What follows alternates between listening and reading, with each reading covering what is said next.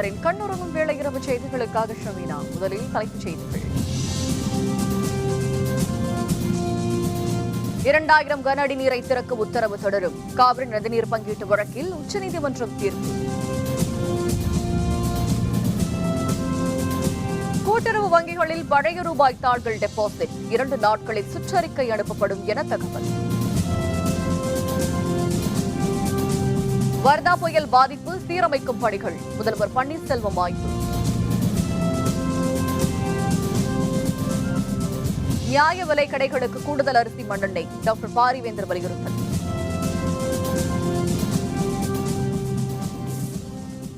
காவிரி விவகாரம் தொடர்பான அனைத்து வழக்குகளையும் வரும் 4ஆம் தேதிக்கு ஒத்திவைத்து உத்தரவிட்ட உச்சநீதிமன்றம் தமிழகத்திற்கு நாள்தோறும் 2000 கன அடி நீரை வழங்க வேண்டும் எனவும் தெரிவித்துள்ளது.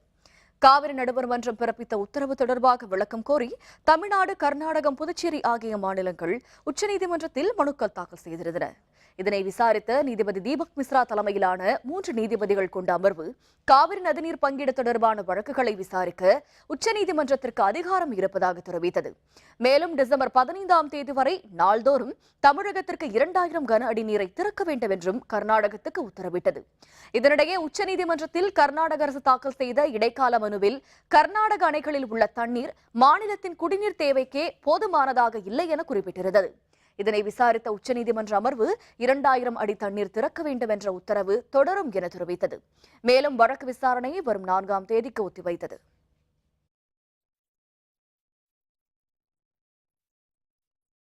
கூட்டுறவு வங்கிகளில் பணம் டெபாசிட் செய்வது தொடர்பாக 2 நாட்களில் சுற்றறிக்கை அனுப்பப்படும் என மத்திய அரசு தெரிவித்துள்ளது. பழைய 500, 1000 ரூபாய் நோட்டுகளை வாங்க கூட்டுறவு வங்கிகளுக்கு ரிசர்வ் வங்கி தடை விதித்திருந்தது. இதனால் நாடு முழுவதிலும் உள்ள கூட்டுறவு வங்கிகளின் நடவடிக்கைகள் முடங்கின. இது தொடர்பாக உச்சநீதிமன்றத்தில் வழக்கு தொடரப்பட்டது. இந்த வழக்கு விசாரணையின் போது ஆஜரான மத்திய அரசு வழக்கறிஞர் பழைய ரூபாய் நோட்டுகளை வாங்க கூட்டுறவு வங்கிகளுக்கு விதிக்கப்பட்டிருந்த தடை நீக்கப்பட்டுள்ளதாக தெரிவித்தார். இது தொடர்பாக 2 நாளில் சுற்றறிக்கை அனுப்பப்படும் என்றும் அவர் குறிப்பிட்டார். மத்திய அரசின் இந்த அறிவிப்பின் மூலம் கூட்டுறவு வங்கிகளில் மக்கள் பழைய ரூபாய் நோட்டுகளை செலுத்தும் நிலைமை ஏற்பட்டுள்ளது. மதிப்பிழந்த ரூபாய் தாள்கள் விவகாரம் தொடர்பாக எதிர்க்கட்சிகள் தொடர்ந்து அமளியில் ஈடுபட்டதால் நாள் முழுவதும் நாடாளுமன்ற இரு அவைகளும் ஒத்திவைக்கப்பட்டன. நாடாளுமன்ற குளிர்கால கூட்டத்தொடர் கடந்த மாதம் 16ஆம் தேதி தொடங்கியது. கூட்டத்தொடரின் முதல் நாளில் இருந்தே ரூபாய் நோட்டுகள் செல்லாது என்ற பிரதமர் மோடியின் அறிவிப்புக்கு எதிர்ப்பு தெரிவித்து எதிர்க்கட்சி உறுப்பினர்கள் அமளியில் ஈடுபட்டனர். இதனால் அலுவல்கள் முடங்கியதால் நாள்தோறும் அவை ஒத்திவைக்கப்பட்டது. குளிர்கால கூட்டத்தொடர் நாளையுடன் முடிவடையும் நிலையில் இன்று காலை மக்களவை கூடியது. ரூபாய் நோட்டு விவகாரத்தை எதிர்க்கட்சி உறுப்பினர்கள் எழுப்பியதால் அவையில் அமளி ஏற்பட்டது.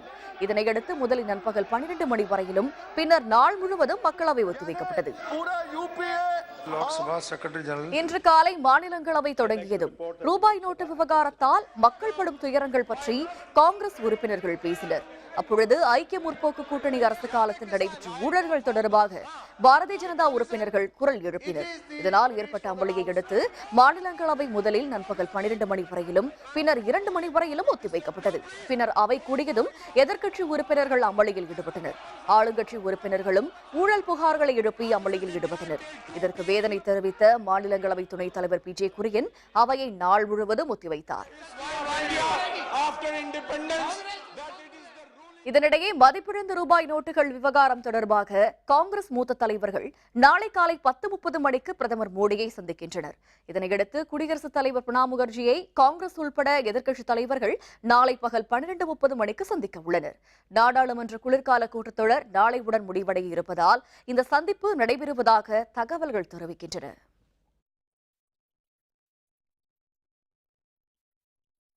சென்னையில் வர்தா புயல் தாக்கத்தால் பாதிக்கப்பட்ட பகுதிகளையும் மீட்பு நடவடிக்கைகளையும் முதல்வர் பன்னீர்செல்வம் பார்வையிட்டார். சென்னை துறைமுகத்தில் உள்ள வர்தா புயல் கரை கடந்ததை அடுத்து சென்னை, திருவள்ளூர், காஞ்சிபுரம் ஆகிய மாவட்டங்கள் கடுமையாக பாதிக்கப்பட்டன. சென்னை மாநகரில் மட்டும் 10,000க்கும் அதிகமான மின்கம்பங்களும் 50,000க்கும் அதிகமான மரங்களும் சாய்ந்ததால் மக்களின் இயல்பு வாழ்க்கை கடுமையாக பாதிக்கப்பட்டது. இதனையடுத்து மின் விநியோகத்தை சீரமைக்கும் பணிகளும் முறிந்து விழுந்த மரங்களை அகற்றும் பணிகளும் போர்க்கால அடிப்படையில் மேற்கொள்ளப்பட்டு வருகின்றன.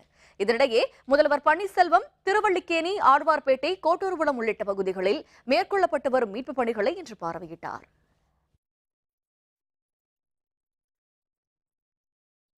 தமிழகத்தில் உள்ள அனைத்து நியாய விலைக் கடைகளிலும் அரிசி மற்றும் மண்ணெண்ணெய் ஒதுக்கீட்டு அளவை அதிகரிக்க மத்திய அரசிற்கு தமிழக அரசு அழுத்தம் தர வேண்டும் என இந்திய ஜனநாயக கட்சியின் நிறுவனர் தலைவரான டாக்டர் பாரிவேந்தர் வலியுறுத்தியுள்ளார். இது பற்றிய அறிக்கை ஒன்றை டாக்டர் பாரிவேந்தர் வெளியிட்டுள்ளார். சென்னை, திருவள்ளூர், காஞ்சிபுரம், வேலூர், திருவண்ணாமலை, தருமபுரி, விழுப்புரம் ஆகிய மாவட்டங்கள் வர்தா புயலால் அதிக அளவில் பாதிக்கப்பட்டுள்ளதாக குறிப்பிட்டுள்ள டாக்டர் பாரிவேந்தர், புயலின் கோர தாண்டவத்தால் ஏறத்தாழ 25 பேர் உயிரிழந்ததுடன் 10,000த்திற்கும் அதிகமான மின் கம்பங்களும் லட்சக்கணக்கான மரங்களும் விழுந்ததால் 10,000 கோடிக்கு மேல் வரலாறு காணாத இழப்பை ஏற்படுத்தியுள்ளதாக கூறியுள்ளார்.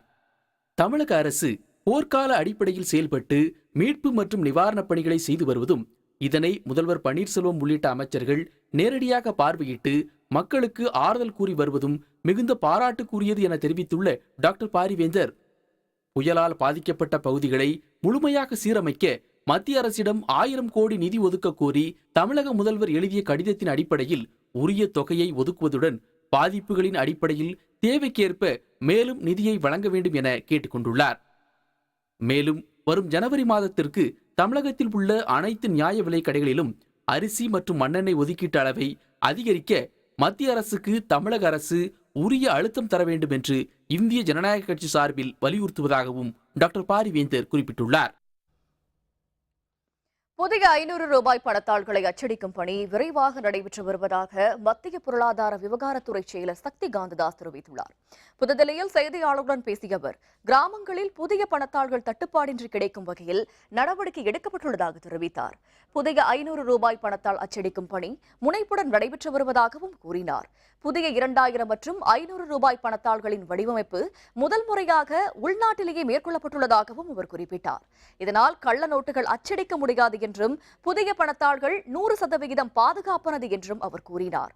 பணத்தாள்கள் தேவைப்படும் இடங்களுக்கு விமானங்கள் மூலம் அனுப்பி வைக்கப்பட்டு வருவதாகவும் சக்தி காந்ததாஸ் தெரிவித்தார். 500 rupee notes and 2000 rupee notes which you are seeing have been entirely indigenously designed. The security features also have been inbuilt. So to that extent, these notes are much more much more secure, and the possibility or the scope of counterfeiting or imitation or counterfeiting or coming out with fake Indian currency notes, to that extent it is far lower than the kind of scope which existed earlier. ரொக்கமில்லா பண பரிமாற்றத்தை ஊக்குவிக்கும் நடவடிக்கைகளுக்காக 340 கோடி ரூபாய் நிதி ஒதுக்கீடு செய்யப்பட்டுள்ளதாக நிதி ஆயோக் தெரிவித்துள்ளது. புதுதில்லியில் நிதி ஆயோக்கின் தலைவர் அமிதாப் கண்ட் செய்தியாளர்களுடன் பேசினார். அப்பொழுது ரொக்கமில்லா பணப்பரிமாற்றம் நாடு முழுவதும் 95% அளவுக்கு உயர்ந்துள்ளதாக தெரிவித்தார். இதனை மேலும் அதிகரிக்க வாடிக்கையாளர்கள் மற்றும் வணிகர்களுக்கு என 2 பரிசு திட்டம் அறிமுகப்படுத்தப்பட்டுள்ளதாக கூறினார். டிசம்பர் 25 முதல் ஏப்ரல் 14ஆம் தேதி நாள்தோறும் 1000 வாடிக்கையாளர்கள் தேர்வு செய்யப்பட்டு தலா 15,000 ரூபாய் ரொக்கப்பரிசு வழங்கப்படும் என்றார். மற்றொரு திட்டத்தின்படி வாரத்திற்கு ஒரு முறை 7000 வணிகர்கள் தேர்வு செய்யப்பட்டு தலா 50,000 ரூபாய் பரிசு வழங்கப்படும் என்று அவர் கூறினார். ரொக்கமில்லா பண பரிமாற்றத்தின் மூலம் கருப்பு பணம் இல்லாத இந்தியாவை உருவாக்க முடியும் என்றும் அமிதாப் கண்ட் தெரிவித்தார். Lucky Grahak Yojana and Digi Dhan Vyapari Yojana are meant to provide incentives to move towards digital payments. The estimated expenditure for this entire scheme, the total of will be about 340 crores. நாடு முழுவதும் தேசிய மற்றும் மாநில நெடுஞ்சாலைகளில் உள்ள மதுக்கடைகளை மூட உச்சநீதிமன்றம் உத்தரவிட்டுள்ளது.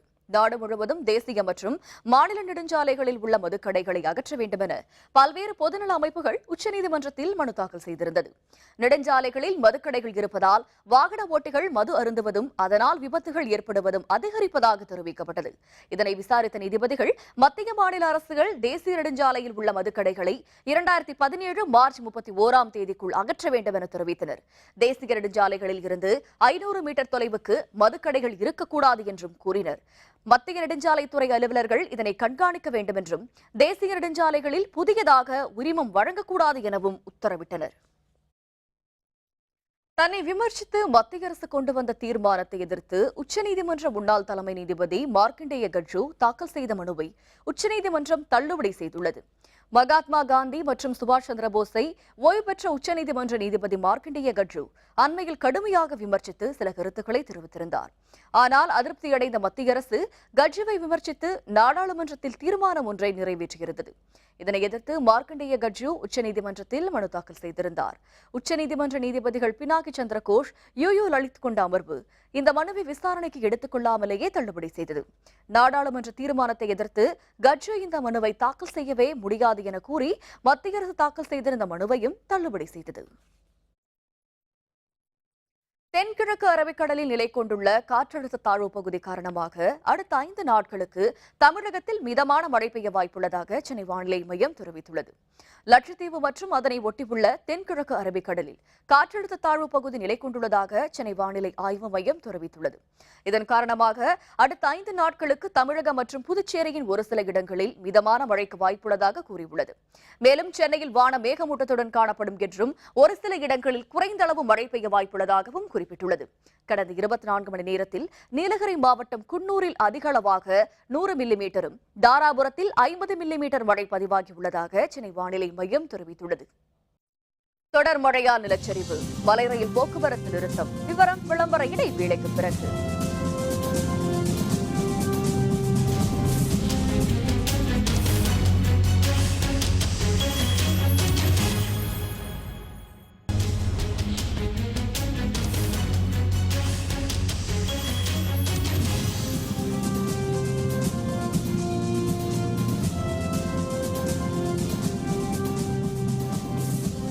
செய்திகள் தொடர்கின்றன.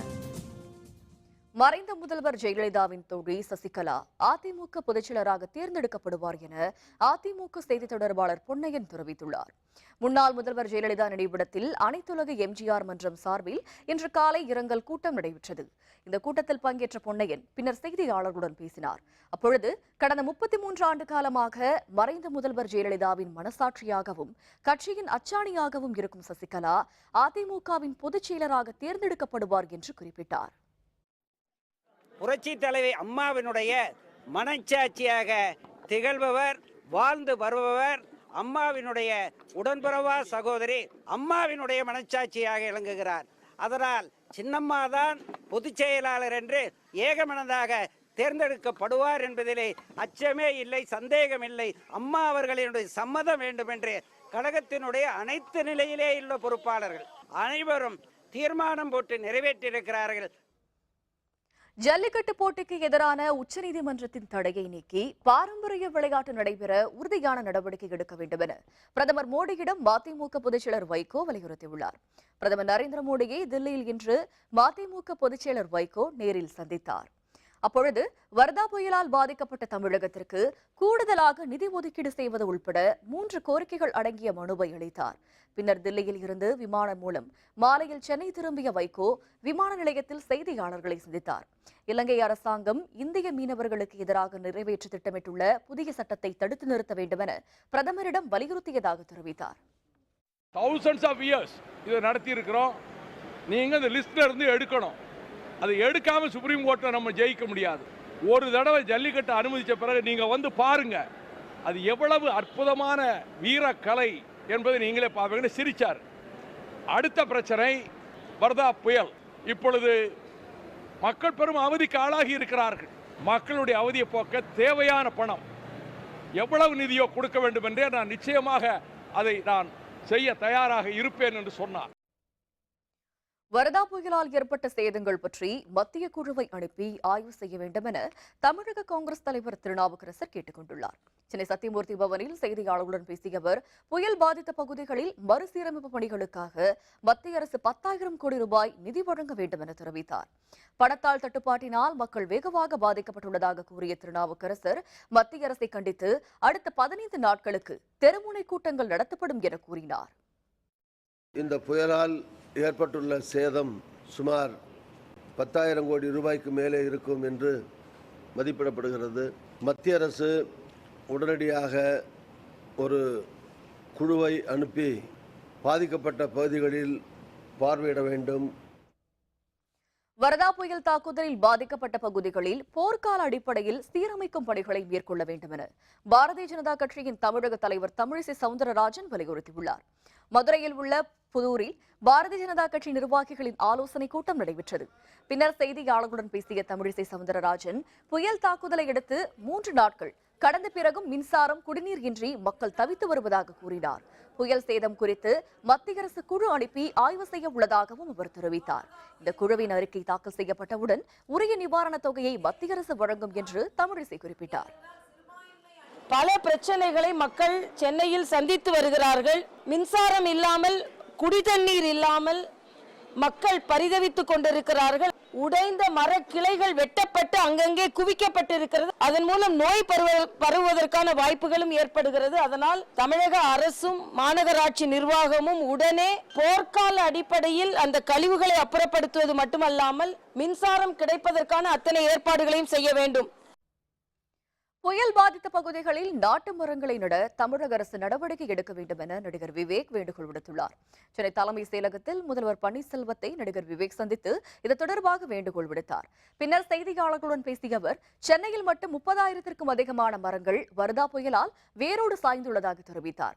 புயல் பாதித்த பகுதிகளில் ஆந்திர மாநிலம் ராஜமுந்திரி பகுதிகளில் உள்ள நாட்டு மரங்களை நடுவதற்கு அரசு முயற்சிகளை எடுக்க வேண்டும் என்று அவர் கூறினார். சென்னையில் மட்டுமே 30,000க்கும் மேலே மரங்கள் சேதமடைந்திருக்குது. கிட்டத்தட்ட 100 வருட மரங்களெல்லாம் விழுந்திருக்குது. யூஸ்வலாக ராஜமுந்திரியிலேருந்து பெரிய பெரிய மரங்களையே வர வைக்கலாம்.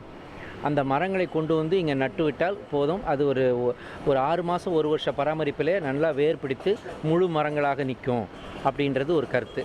ஸோ அதையும் அவர்களுக்கு நான் முன்வைத்தேன். வர்தா புயல் காரணமாக சேதமடைந்த வண்டலூர் உயிரியல் பூங்கா சீரமைக்கப்பட்டு அடுத்த வாரம் திறக்கப்படும் என பூங்கா நிர்வாகம் தெரிவித்துள்ளது.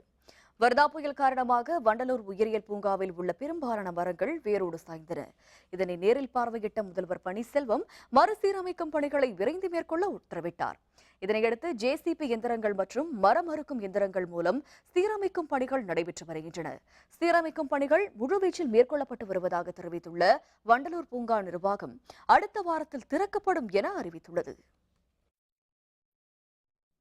சேலத்தில் உள்ள மளிகை பொருள் விற்பனை மையங்களில் உணவு பாதுகாப்புத்துறை அலுவலர்கள் சீன முட்டைகள் விற்பனை செய்யப்படுகிறதா என ஆய்வு மேற்கொண்டனர். பொன்னமாபேட்டையில் உள்ள வாசகசாலை தெருவைச் சேர்ந்த பெண்கள் சிலர் அங்குள்ள மளிகை பொருள் விற்பனை மையத்தில் முட்டைகளை வாங்கி சமைத்துள்ளனர். முட்டையை உடைத்த பொழுது உள்பகுதியில் பிளாஸ்டிக் போன்ற கழிவுப் பொருள் காணப்பட்டதாக பெண்கள் தெரிவித்தனர். இதனால் சீனாவில் இருந்து இறக்குமதி செய்யப்பட்ட முட்டைகள் விற்பனை செய்யப்படுகிறதா என மக்களிடம் அச்சம் எழுந்தது. தகவலின் பேரில் சேலம் மாவட்ட உணவு பாதுகாப்பு அதிகாரியான மருத்துவர் அனுராதா தலைமையில் அலுவலர்கள் பல்வேறு மளிகை பொருள் விற்பனை மையங்களில் ஆய்வு மேற்கொண்டனர். இதில் சீன முட்டைகள் விற்பனை செய்யப்படவில்லை என்று உறுதியானது. இது தொடர்பாக மக்களிடம் பேசிய உணவு பாதுகாப்பு அதிகாரிகள் சீன முட்டை விற்பனை என்ற தகவல் வெறும் வதந்தி என்று கூறி மக்களின் அச்சத்தை நீக்கினர். கடையில் வாங்கிட்டு போனாங்க. அது உடச்சு பார்க்கும்போது வெறும் பிளாஸ்டிக் தோல் மாதிரி வந்தது. ஒன்று தான் அப்படி இருக்குன்னு பார்த்தா 5 முட்டைங்களும் அப்படியே தான் இருக்கு. அப்புறம் அது என்னன்னு கேட்டது சாப்பிட்றதுக்கு பயமா இருக்குது. பிளாஸ்டிக் தோல் மாதிரி வருதுங்க. அது குழந்தைங்களுக்கு டெய்லி முட்டை கொடுக்க சொல்லி இது பண்ணிடுறாங்க. சரி, நான் அதேமாரி இன்னைக்கு போய் கடையில் போய் முட்டை வாங்கி வந்து போட்டு பார்த்தா அது மேலே பார்த்தீங்களா லேசான பிளாஸ்டிக் தோல் மாரி இருந்தது. ரெகுலராக வர முட்டையில் பார்த்தீங்களா லேசாக இருக்கும். ஆனால் இதில் பார்த்தீங்களா கொஞ்சம் தின்னாக இருந்தது. அதனால இது நடவடிக்கை எடுத்து குழந்தைங்களுக்கு கொடுக்குறது பயமாக இருக்குது. இதுக்கு ஒரு தக்க நடவடிக்கை எடுக்கணும். முட்டைக்கடையில் நம்ம ஆய்வு பண்ணோம். ஆய்வு பண்ணதில் நான் வேக வச்ச முட்டை மற்றும் வேக வைக்காத முட்டை ரெண்டையுமே நம்ம உடச்சி பார்க்கும்போது இது நார்மலாக இருக்கக்கூடியதான். இது பிளாஸ்டிக் முட்டையெல்லாம் கிடையாது அப்படிங்கிறதையும் அவங்களும் சொன்னாங்க. பிளாஸ்டிக் முட்டை அப்படிங்கிறது ஒரு ரூமராக தான் இருக்குதே ஒழிய அது இன்னும் நாங்களும் ஆய்வுகள்லாம் மேற்கொண்டுட்டு இருக்கோம். இதையும் நாங்கள் மாதிரி எடுத்து பகுப்பாய்வுக்கு அனுப்புறதா உள்ளோம். நீலகிரி மாவட்டத்தில் பெய்து வரும் தொடர் மழை காரணமாக ஏற்பட்ட நிலச்சரிவால் மலை ரயில் போக்குவரத்து நிறுத்தப்பட்டுள்ளது. நீலகிரி மாவட்டத்தில் கடந்த 3 நாட்களாக கடும் பனிமூட்டத்துடன் மழை பெய்து வருகிறது. இதனால் மக்களின் இயல்பு வாழ்க்கை பெரிதும் பாதிக்கப்பட்டுள்ளது. இன்று காலை முதல் குன்னூர், பர்லியார், கல்லார் உள்ளிட்ட பகுதிகளில் மழை தொடர்கிறது. இதனால் சில இடங்களில் நிலச்சரிவு ஏற்பட்டதுடன் ரயில் தண்டவாளத்தில் பாறைகள் உருண்டோடின. இதன் காரணமாக குன்னூர், மேட்டுப்பாளையம் இடையிலான மலை ரயில் போக்குவரத்து நிறுத்தப்பட்டது. இதனையடுத்து தண்டவாளத்தை சீரமைக்கும் பணியில் ஊழியர்கள் ஈடுபட்டுள்ளனர். மேட்டுப்பாளையத்துலேருந்து குன்னூர் வரைக்கும் 2 ட்ரெயின் ஒரு நாளைக்கு 2 ட்ரெயின் வந்துட்டு இருக்குது. அது பார்த்திங்கன்னா 2 நாள் அது நல்லா மழை இருக்கிறனால ஒரு பெரிய பாறாங்கல் வந்து தண்டவாளத்து மேலே விழுந்துருச்சு. ஸோ அதை அப்புறப்படுத்த பணியில் வந்து நிறைய தொழிலாளர்கள் ஈடுபட்டுருக்காங்க. அதனால் இன்றைக்கி 2 நாள் வந்து ட்ரெயின் போக்குவரத்து ரத்து செஞ்சுட்டாங்க. நாங்கள் வரும்போது பார்த்திங்கன்னா மழை சாரல் கிளைமேட் எல்லாமே நல்லா இருக்குது. பட் ஆனால் என்னென்னா ரோட்டில் வந்து பார்த்திங்கன்னா மழை பெஞ்சிட்டே இருக்கிறதுனால பாறை விழுந்துருது, மரம் வேற ஒடிஞ்சு விழுந்துருது. நாங்கள் வரும்போதே ரொம்ப கஷ்டமாக போச்சு. அப்போ ட்ரெயினில் போகலான்னு பார்த்தீங்கன்னா ட்ரெயின்லேயும் ட்ராக்லேயும் பார்த்தீங்கன்னா பாறை விழுந்துருச்சுன்னு சொல்லி சொல்கிறாங்க. புதுச்சேரியில் ஆட்டோக்களுக்கு புதியதாக நிர்ணயம் செய்யப்பட்ட கட்டண முறை இன்று முதல் நடைமுறைக்கு வந்துள்ளது.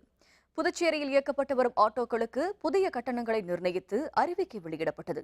இதன்படி புதிய கட்டண நடைமுறை புதுச்சேரியில் இன்று காலை 5 மணி முதல் அமலுக்கு வந்தது. இரவு 10 மணி வரை குறைந்தளவாக 1.8 கிலோமீட்டருக்கு 35 ரூபாயும், கூடுதலாக ஒவ்வொரு கிலோமீட்டருக்கு 18 ரூபாயும் வசூலிக்கப்படும் என அறிவுறுத்தப்பட்டுள்ளது. புதிய கட்டண விகிதத்தை தாங்கள் ஏற்றுக்கொண்டுள்ளதாக தெரிவித்த ஆட்டோ ஓட்டுநர்கள் மீட்டரை கட்டணமின்றி திருத்தம் செய்யவும், இலவச மீட்டர்களை வழங்கவும் புதுச்சேரி அரசு நடவடிக்கை எடுக்க வேண்டும் என ஆட்டோ ஓட்டுநர் சங்கம் வேண்டுகோள் விடுத்துள்ளது. இந்த மீட்டரை திருத்தி ஓட்டுவதற்கு இதற்கான ஆட்களை நியமனம் செய்யப்படவில்லை. மீட்டர் திருத்துவதற்கான ஆட்களை நியமித்து விரைவாக திருத்துவதற்கான நடவடிக்கை எடுக்க வேண்டும். வருங்காலங்களில் GPRS மீட்டரை இலவசமாக வழங்க வேண்டும் என்று கேட்டுக்கொள்கிறோம். நாகப்பட்டினம் அரசு பள்ளி மேற்கூரை விழுந்ததில் மாணவர் ஒருவர் படுகாயமுற்றதை அடுத்து மக்கள் சாலை மறியலில் ஈடுபட்டனர். கொள்ளிடத்தை அடுத்த குன்னம் கிராமத்தில் உள்ள ஊராட்சி ஒன்றிய துவக்கப் பள்ளியில் 63 மாணவர்கள் பயின்று வருகின்றனர். இந்த பள்ளி கட்டடம் கடந்த ஆண்டு சீரமைக்கப்பட்டது. பள்ளி மேற்கூரையின் சுவர் இன்று விழுந்ததில் 5ஆம் வகுப்பு படிக்கும் மாணவர் ஒருவருக்கு பலத்த காயம் ஏற்பட்டது. இதனையடுத்து சிகிச்சைக்காக சீர்காழி அரசு மருத்துவமனையில் மாணவர் அனுமதிக்கப்பட்டார். தகவல் அறிந்து மக்கள் பள்ளியின் முன்பு திரண்டு விபத்தில் காயமுற்ற மாணவனுக்கு இழப்பீடு வழங்கக் கோரி சாலை மறியலில் ஈடுபட்டனர். அங்கு வந்த கல்வி அலுவலர்கள் உரிய நடவடிக்கை எடுப்பதாக கூறியதை அடுத்து போராட்டம் விலக்கிக் கொள்ளப்பட்டது. தூத்துக்குடி மாவட்டத்தை வறட்சி பாதித்த மாவட்டமாக அறிவிக்க வலியுறுத்தி மாவட்ட ஆட்சியர் அலுவலகத்தை முற்றுகையிட்டு விவசாயிகள் ஆர்ப்பாட்டத்தில் ஈடுபட்டனர். தூத்துக்குடியில் உள்ள மாவட்ட ஆட்சியர் அலுவலக அரங்கில் விவசாயிகளின் குறைதீர்க்கும் கூட்டம் நடைபெற்றது. ஆட்சியர் ரவிக்குமார் தலைமையில் நடைபெற்ற இந்த கூட்டத்தில் பல்வேறு துறைகளைச் சேர்ந்த அலுவலர்கள் பங்கேற்றனர். இதில் விவசாயிகள் ஏராளமானோர் கலந்து கொண்டனர். பருவமழை தவறியதால் தண்ணீர் இன்றி பயிர்கள் கருகி வருவதாக கூறிய விவசாயிகள் தூத்துக்குடி மாவட்டத்தை வறட்சி பாதித்த மாவட்டமாக அறிவிக்க கோரி வலியுறுத்தினர். தொடர்ந்த முழக்கங்களையும் அவர்கள் எழுப்பியதை அடுத்து காவலர்களின் துணைவுடன் விவசாயிகள் கூட்டரங்கில் இருந்து வெளியேற்றப்பட்டனர். பின்னர் ஆட்சியர் அலுவலகத்தை முற்றுகையிட்டு தங்கள் கோரிக்கைகளை வலியுறுத்தி விவசாயிகள் போராட்டத்தில் ஈடுபட்டனர். 5 லட்சம் ஏக்கர் மானாவாரி விவசாய நிலங்கள் இருக்கு.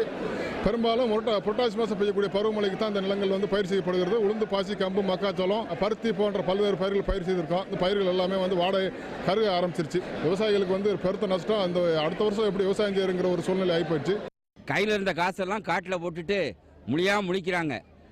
உடனடியாக நம்முடைய மாவட்டத்தை வறட்சி பாதித்த மாவட்டமாக அறிவிக்கணும். மானாவாரி விவசாயிகளுக்கு ஏக்கருக்கு 25,000 ரூபாயும், நஞ்சை விவசாயிகளுக்கு ஏக்கருக்கு 30,000 ரூபாயும் தமிழ்நாடு அரசாங்கம் உடனடியாக வறட்சி நிவாரண நிதியாக வழங்கணும். மயிலாடுதுறையில் சமையல் எரிவாயு கசிவினால் ஏற்பட்ட தீ விபத்தில் 3 வீடுகள் சேதமடைந்தன. மயிலாடுதுறை அம்பேத்கர் நகரைச் சேர்ந்த மோகன்தாஸ் என்பவருடைய வீட்டில் சமையல் செய்து கொண்டிருந்த பொழுது திடீரென்று வீட்டின் மேற்கூரையில் தீப்பற்றியது. மளமளவென பரவிய தீ அடுத்தடுத்து 2 வீடுகளிலும் பற்றி முற்றிலுமாக எரிந்தன. அங்கு வந்த மயிலாடுதுறை தீயணைப்பு துறையினர் மற்ற வீடுகளுக்கு பரவாமல் தீயை கட்டுக்குள் கொண்டு வந்தனர். தீ விபத்தில் 30 பவன் நகை, ரூபாய் 1 லட்சம் ரொக்கம் மற்றும் ரூபாய் 20 லட்சம் மதிப்புள்ள பொருட்கள் சேதமடைந்தன. மயிலாடுதுறை காவல்துறையினர் தீ விபத்து தொடர்பாக விசாரணை மேற்கொண்டுள்ளனர். கிருஷ்ணகிரி மாவட்டம் ஒசூர் அருகே விளைநிலங்களுக்குள் புகுந்த யானை கூட்டம் நெல், தக்காளி உள்ளிட்ட பயிர்களை சேதப்படுத்தியதால் விவசாயிகள் கலக்கமடைந்தனர். போடூர் காப்புக்காட்டில் உள்ள யானைகள் அதிகாலை வனப்பகுதியை ஒட்டியுள்ள குக்களப்பள்ளி, பாதகோட்டா கிராமங்களுக்குள் நுழைந்தன. ஏறத்தாழ 60 யானைகள் அந்த கிராமங்களில் பயிரிடப்பட்டிருந்த முட்டைகோஸ், தக்காளி உள்ளிட்டவற்றை சேதப்படுத்தின. தகவல் அறிந்து அங்கு திரண்ட விவசாயிகள் தீப்பந்தம் கொளுத்தியும் பட்டாசுகளை வெடித்தும் யானை கூட்டத்தை மீண்டும் வனப்பகுதிக்கு விரட்டினர். பல ஆயிரம் ரூபாய் மதிப்பிலான விளைபொருட்கள் சேதமடைந்து விட்டதாக கூறிய விவசாயிகள் கிராமங்களுக்குள் யானைகள் நுழைவதை தடுக்க வனத்துறையினர் தவறிவிட்டதாக தெரிவித்தனர். தங்களுக்கு உரிய இழப்பீட்டுத் தொகையை தமிழக அரசு உடனடியாக வழங்க வேண்டும் என ஒசூர் பகுதி விவசாயிகள் வேண்டுகோள் விடுத்தனர். நாகை மாவட்டம் ஸ்ரீவதான்யேஸ்வரர் ஆலயத்தில் குரு பகவானுக்கு நடைபெற்ற மகா அபிஷேக விழாவில் திரளான பக்தர்கள் பங்கேற்று சுவாமி தரிசனம் செய்தனர். நாகப்பட்டினம் மாவட்டம் மயிலாடுதுறை ஸ்ரீவதானேஸ்வரர் ஆலயத்தில் நாட்டு மக்களுக்கு நன்மை வேண்டியும் இயற்கை சீற்றங்கள் ஏற்படாமல் இருக்கவும் ஆண்டுதோறும் கார்த்திகை மகா அபிஷேகம் நடைபெறும். தண்ணி சந்நிதியில் எழுந்தருளியிருக்கும் குரு பகவானுக்கு ஹோமங்கள் நடைபெற்றன. இதனைத் தொடர்ந்து நடைபெற்ற அபிஷேகத்தில் பால், தயிர், சந்தனம், பன்னீர் பழங்களை கொண்டு சிறப்பு அபிஷேக ஆராதனைகளும் நடைபெற்றன. இதில் திரளான பக்தர்கள் கலந்து கொண்டு சுவாமி தரிசனம் செய்தனர்.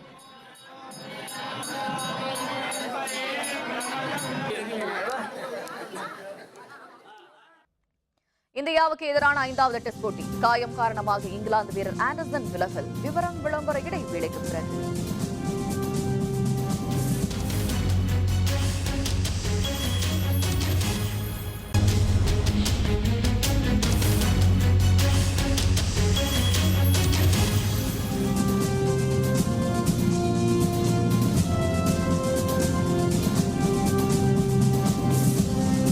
செய்திகள் தொடர்கின்றன. இனி அயலக செய்திகள்.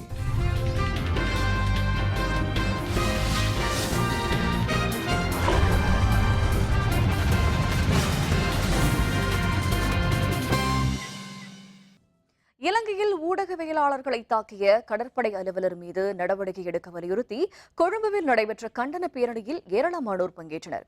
ஹமன்டோடா துறைமுகத்தில் பணியாற்றி வரும் ஊழியர்கள் சில நாட்களுக்கு முன்பு பல்வேறு கோரிக்கைகளை வலியுறுத்தி போராட்டத்தில் ஈடுபட்டனர். அப்பொழுது அங்கு வந்த இலங்கை கடற்படையின் துணை தளபதி ரவீந்திர விஜயகுணரத்னா மற்றும் அலுவலர்கள் போராட்டத்தில் ஈடுபட்ட ஊழியர்கள் மீது தடியடி நடத்தி விரட்டியடித்தனர். இதனை படம் பிடித்த தனியார் தொலைக்காட்சி செய்தியாளர் உள்பட ஊடகவியலாளர்கள் பலரை ரவீந்திரா தாக்கினார். இதற்கு கண்டனம் தெரிவித்து இலங்கை ஊடகவியலாளர்கள் இன்று கொழும்புவில் பேரணி நடத்தினர். அதில் கலந்து கொண்ட ஏராளமானோர் கடற்படை தளபதி மீது கடும் நடவடிக்கை எடுக்க வேண்டும் என்று முழக்கங்களை எழுப்பினர்.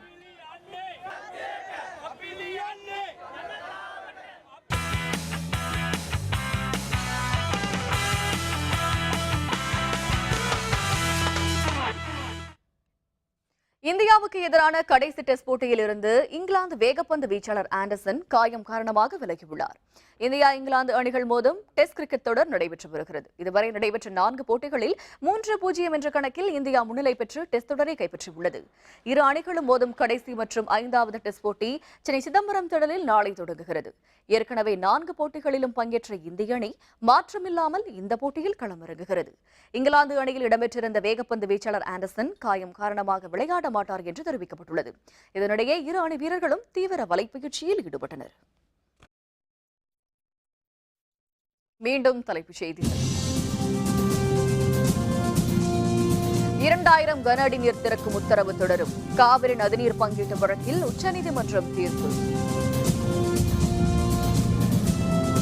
கூட்டுறவு வங்கிகளில் பழைய ரூபாய் தாள்கள் டெபாசிட் 2 நாட்களில் சுற்றறிக்கை அனுப்பப்படும் என தகவல். வர்தா புயல் பாதிப்பு சீரமைக்கும் பணிகள் முதல்வர் பன்னீர்செல்வம் ஆய்வு.